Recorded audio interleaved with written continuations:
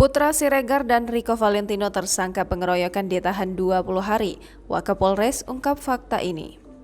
Putra Siregar dan Rico Valentino ditetapkan sebagai tersangka terkait kasus dugaan penganiayaan. Usai penetapan tersangka, kini penyidik resmi menahan Putra Siregar dan Rico Valentino di rutan Polres Metro Jakarta Selatan. Hal tersebut diungkap Wakapolres Metro Jakarta Selatan AKBP Harun. Dilansir dari kanal YouTube Populer Seleb, Rabu 13 April 2022, AKBP Harun mengatakan bahwa penahanan terhadap Putra Siregar dan Rico Valentino hingga 20 hari ke depan. Tak hanya itu, Harun mengatakan alasannya melakukan penahanan lantaran takut melarikan diri dan mengulangi perbuatannya.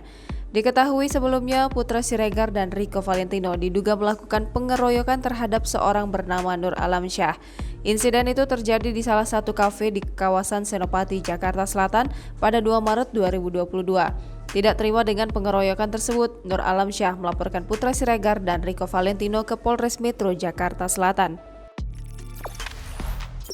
Jangan lupa subscribe, share, komen, dan like ya!